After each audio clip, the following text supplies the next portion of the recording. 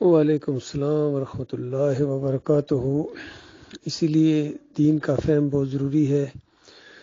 قرآن آیات جس موقع کے اوپر جو سبق دینے کے لیے، جو تعلیم دینے کے لیے اتری ہوں، یا جس موقع کے اوپر نبی علیہ السلام نے جو بات کہی ہو، اس کا وہی معنی اور مفہوم سمجھنا چاہیے۔ دیکھیے، یہاں جو زور دیا جا رہا ہے وہ یہ ہے کہ جو سحری کا وقت ہوتا ہے بہت ہی زیادہ وہ اللہ کی رحمت اور شفقت کا وقت ہوتا ہے۔ اللہ تعالیٰ اپنی شان کے مطابق زمین دنیا میں کی طرف نزول فرماتا ہے، اپنی شان کے مطابق۔ بہت ہی خصوصی توجہ ہوتی ہے انسانوں کے لیے، اور ہر روز یہ معاملہ ہوتا ہے کہ مالک کی طرف سے اعلان کیا جاتا ہے کہ ہے کوئی مجھ سے معافی مانگنے والا کہ میں اس کو معاف کروں، ہے کوئی سوال کرنے والا کہ میں اس کو عطا کروں۔ تو اس انداز سے آپ غور کیجئے، بڑے سے بڑا بھی گناہ گار ہوگا تو مالک اس کو معاف کرنے کے لیے تیار ہے۔ یہ نہیں ہو سکتا کہ مالک کہہ رہا ہو کہ ہے کوئی معافی مانگنے والا کہ میں اس کو معاف کروں، اور معافی مانگنے والا کہے کہ یا اللہ مجھے معاف کر دے۔ ظاہر بات ہے گناہ ہی کی معافی مانگے گا، بڑے سے بڑا گناہ بھی ہو سکتا ہے، اور بہت بڑے گناہوں میں سے یہ ایک گناہ ہے کہ کوئی میدان جنگ سے بھاگے۔ یعنی بہت بڑے اس پر بھی زور ہے۔ جہاں اللہ کی مغفرت کے اوپر وہ توجہ کرائی گئی ہے، وہاں اس پر بھی یہ زور ہے کہ میدان جنگ سے بھاگنا یہ بہت بڑا جرم ہے، گناہ ہے، برل گناہ ہی ہے، بہت بڑا ہے۔ اور مالک کا تحمل دیکھیں کہ مالک اس گناہ کو بھی معاف کرنے کے لیے تیار ہے اگر کوئی اللہ کی طرف رجوع کرے۔ تو اصل میں اس سے بھی بڑا گناہ شرک ہے۔ مالک جب شرک کو معاف کرنے کے لیے تیار ہے تو یہ گناہ تو پھر بھی گناہ ہے۔ اور مالک کو ایسے لوگ بہت پسند ہیں جو اپنی غلطی پر نادم ہوں، شرمندہ ہوں، آئندہ دوبارہ کبھی وہ غلطی دہرانے کا نہ ارادہ ہو، اور پھر اپنے مالک اور خالق کی طرف رجوع کریں۔ بتائیے اگر مالک ہی نہیں معاف کرے گا تو پھر وہ کہاں جائیں گے؟ بلکہ دوسری حدیثوں میں تو اس سے بھی زیادہ حیران کرنے والا انداز ہے۔ نبی علیہ السلام نے فرمایا کہ یہ توبہ استغفار مالک کو اس قدر پسند ہے کہ جب کوئی سچے دل سے نہیں توبہ کرتا ہے تو اس کی مثال دی نبی علیہ السلام نے، عقل کو حیران کر دینے والی مثال ہے کہ جس طرح ایک مسافر ہو، اونٹ کے اوپر یا اونٹنی کے اوپر اس کا سامان ہے، بہت بڑے صحرا سے اس نے گزرنا ہے، اور اس کی ذرا سستانے کے لیے ایک درخت کے نیچے کہیں رکتا ہے، اس کی آنکھ لگ جاتی ہے تو اس کی اونٹنی غائب ہو جاتی ہے، سارا سامان گیا، سواری گئی۔ بتائیے اب موت یقینی ہے، وہ سمجھ جاتا ہے کہ اب نہیں ہو سکتا کچھ بھی، تو ظاہری بات اب سفر جاری رکھنا ایک نادانی ہوگی۔ تو وہ ذرا پھر لیٹ گیا کہ اب کیا کروں، اب تو مرنا ہی ہے۔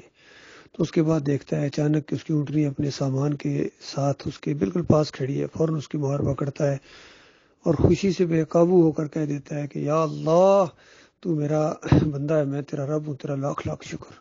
اندازہ لگائیے اتنی خوشی کہ اس کا دماغ کام نہیں کر رہا ہے۔ تو یہ مثال دی ہے، فرمایا اللہ کو اس سے زیادہ خوشی ہوتی ہے کہ بندہ اس کی طرف رجوع کرے، کوئی رجوع کرنے والا ہی تو ہو۔ بلکہ اس سے بھی بڑی ایک بات ہے، وہ حدیث ہے کہ نبی علیہ السلام نے فرمایا کہ اگر تم گناہ کرنا چھوڑ دو تو اللہ تعالیٰ تمہیں لے جائے، مٹا دے، اور ایسی مخلوق پیدا کرے جس سے گناہ سرزد ہوں، اور پھر وہ توبہ استغفار کریں، اور پھر ان کو مالک معاف کرے۔ اللہ کی الغفور والی اور الغفار والی، غفور الرحیم والی جو صفت ہے، وہ تو عمل میں اسی وقت آئے گی جب گناہ گار اس کی طرف رجوع کریں گے۔ اس کا ہرگز یہ مطلب نہیں کہ کوئی یہ سمجھنا شروع کر دے کہ اللہ تعالیٰ خود چاہتا ہے کہ لوگ گناہ کریں اور پھر توبہ کریں۔ ایسی بات ہرگز نہیں، ایسا سوچنا بھی نہیں چاہیے اللہ کے بارے میں۔ مسئلہ یہ ہے کہ اللہ تعالیٰ نے یہ مخلوق بنائی ایسی ہے، اس کے اندر بھول ہے، اس کے اندر کمزوری ہے، یہ بھول جانے والا ہے۔ آپ دیکھیے آدم علیہ السلام ایک صرف حکم دیا گیا تھا کہ باقی جو مرضی کھاؤ پیو عیش کرو، لیکن اس درخت کے پاس نہیں جانا ہے، تو پھر بھول ہو گئی۔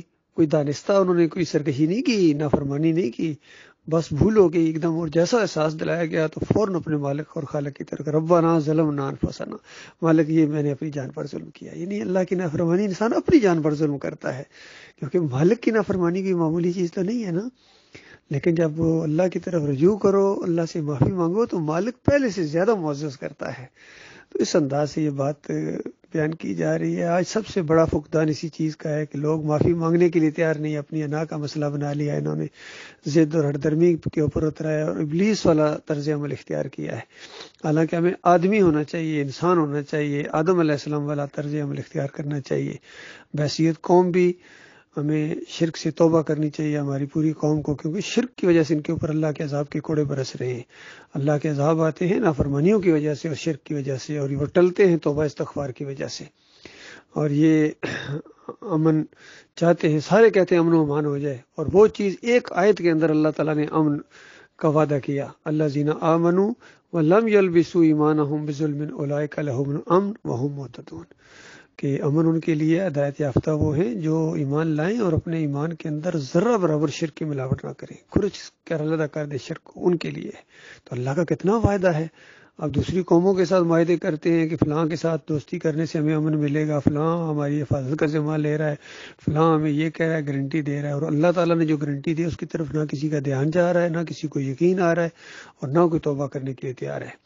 تو سب سے پہلی بات توبہ کی یہی ہے کہ یہ شرک سے قوم توبہ استغفار کرے، یا اللہ انہیں بڑوں کی وجہ سے یا مولویوں اور پیروں کی وجہ سے مردہ ہڈیوں کو خاک جو ہو چکے ہیں ان کی ہم داتا، دستگیر، مشکل کشا، جتروا مانتے رہیں، یا اللہ ان کے واسطے وسیلے دیتے رہیں، ان کو رکوع اور سجدے ثابت کرتے رہیں۔ کتنی بڑی بھول ہوئی ہے، مالک ہمیں معاف کر دے۔